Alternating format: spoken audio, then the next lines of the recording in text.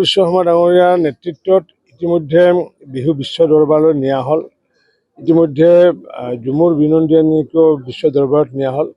আৰু উল্লেখযোগ্য যে দুয়োটা কৃষ্টি সংস্কৃতি পৰিৱেশন কৰাৰ সময়ত মাননীয় দেশৰ প্ৰধানমন্ত্ৰী নৰেন্দ্ৰ মোদী ডাঙৰীয়া নিজে উপস্থিত আছিলে।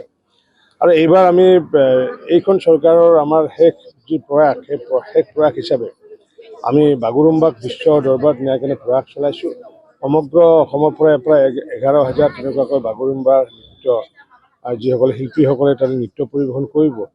আৰু এইবাৰো মাননীয় প্ৰধানমন্ত্ৰী ডাঙৰীয়া নিজে 17 জানুৱাৰী তাৰিখে উপস্থিত থাকিব গুৱাহাটীত। আৰু তাৰ লগত সংগতি ৰাখি প্ৰত্যেকখন জিলাৰ পৰা কিছু নিৰ্বাচিত শিল্পীসকলক আমন্ত্ৰণ জনাইছে। আৰু আমাৰ ইয়াতে যিহেতু বড়ো জনগোষ্ঠী বজালীৰ যিহেতু কম, তাৰ ভিতৰতো যিসকলে এক্সপাৰ্ট তেওঁলোকক আমি ইতিমধ্যে বাছনি কৰি উলিয়াইছোঁ। 71গৰাকী যুৱতী তেওঁলোকক আমি ইতিমধ্যে নিৰ্বাচিত কৰি ওলাইছোঁ। আৰু আজিৰ পৰা আমি ইয়াতে স্থানীয়ভাৱে আখৰা আৰম্ভ কৰিছোঁ আমাৰ জিলা আয়ুক্তৰ বাকৰিতে।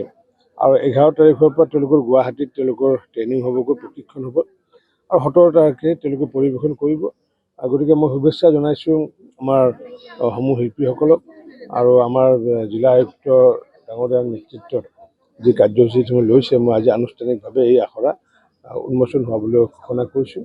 আৰু নিশ্চিত ওপৰত যিকেইগৰাকী শিল্পী বাছনি কৰা হৈছে, সুন্দৰ শিল্পী, সুন্দৰ পৰিৱেশন কৰিব। মই এই চৌকতে মাননীয় মুখ্যমন্ত্ৰী ডক্টৰ হিমন্ত বিশ্ব শৰ্মা ডাঙৰীয়াকো আন্তৰিক ধন্যবাদ জনাইছোঁ।